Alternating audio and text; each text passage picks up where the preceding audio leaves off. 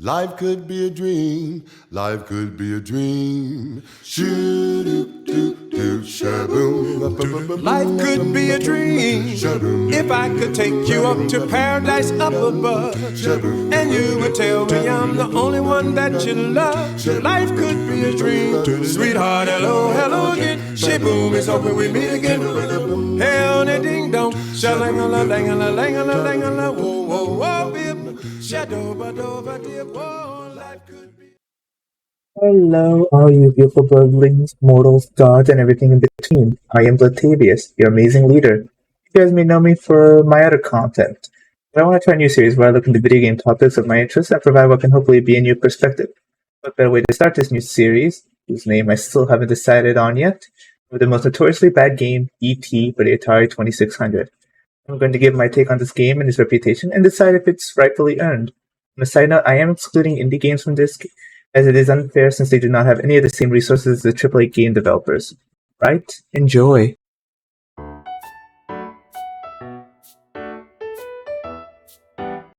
want to start this video out by going over the video game itself, talking about the gameplay and the different types of experiences it offers.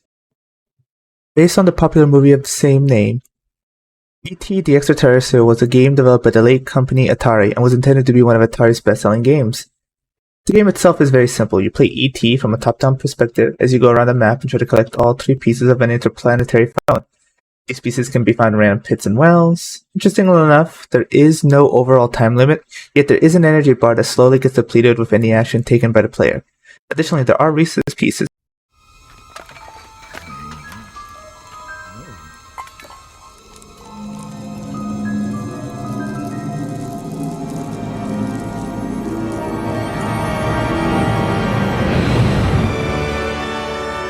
E.T.'s back, and you can see him for free. When you buy Reese's candy, you can get free movie tickets. See in-store displays for details. Good. Throughout the map that can be collected to restore energy, get bonus points, or if you collect 9, Elliot can get you a piece of the phone. It's kind of selfish if you ask me. The little asshole can get the phone pieces to help his friend, but won't honestly give him candy. Jerk. Finally, once all 3 phone pieces are collected, you build your phone in a specific spot and call your idiot alien friends who, much like a mother who leaves her kid in a Walmart parking lot because she was distracted by her phone, left you behind on Earth to come and pick your sorry ass up. Then you rush to a specific pickup point to meet your alien homies. As previously mentioned, there is no time limit, but there is an energy bar that can get depleted. However, you do have 3 lives, and once you run out of those lives, you think it would be game over, but thankfully the creators were merciful enough to not force you to restart if you fuck up. And you will fuck up.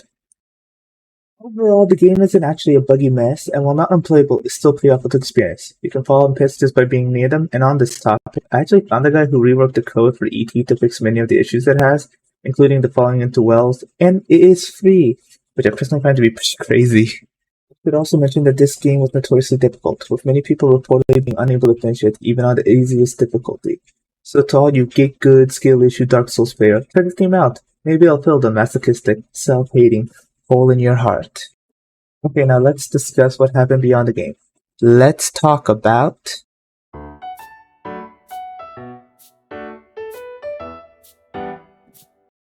Damn it, fucking editor, stop interrupting. Okay, so the first thing that I must discuss is the overall environment that E.T. was released into. At the time, Atari and the other gaming studios didn't buy into the whole creating developers for creating the game.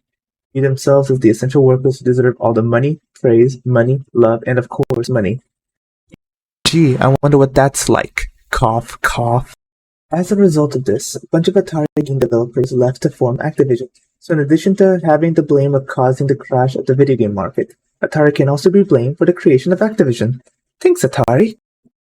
However, this action opened the metaphorical floodgates that released torrents of shit waters onto the public to destroy their homes and make the place smell awful. Much like how Wish creates an awful knockoff of an actual good product, so too did third-party developers who were releasing somehow even more terrible games, like Lost Luggage or Find My Mommy. Naturally, this left a bitter taste in most people's mouths that made video games more distrusted, so naturally any failure from E.T. was not going to be taken lightly. And taken light it was not. Now, in the eyes of the public, Atari had a pretty good reputation, and much like EA, they would soon take advantage of it for a quick buck. With the popularity of E.T. the movie, Atari wanted to cash in on that action and were so confident on it that they spent $20 million for the licensing rights alone. Now you would think that after spending a shitload of cash on licensing, and in a very volatile market at the time, they would make sure that the game was properly taken care of. You would think. Instead, they wanted the game finished in September for all the important Christmas sales. Yet development didn't start till the end of July. This meant 5 weeks for literally 3 people. You hear me right. The E.T. team consisted of only 3 people: a graphics designer, a composer for the game's opening song, and Warshaw himself. Warshaw stated, and I quote, "I did everything else in the game. All the design, all the programming, all the sweating, that was all me." So hey, props off for those 2 to create this game in literally only 5 weeks. So to summarize here, Atari's shitty treatment of its developers opened the floodgates for unplayable Wish.com ripoff of games to spew into the video game market, tainting the image of video games and breeding mistrust in consumers. And in that extremely volatile time, Atari decided that they would spend a shit ton of money on licensing for a game, but decided to give this skeleton fruit treatment, guaranteeing a terrifically terrible game guaranteed to ruin your child's Christmas. As I had previously mentioned, E.T. was sold in September for the Christmas sales, but out of 4 million cartridges produced, 3.5 million were either unsold or returned, bankrupting Atari and allegedly causing the video game crash at the video game market. You know, outside of causing the sinking of the SS video game market, that Atari formula seems to match the standard EA practice. Blow a shit ton of money on the rights / hype for some IP the public love, rush out an unfinished project that is guaranteed to flop, and hope the backlash isn't too bad as you rake in your truckloads of cash. What a world we live in.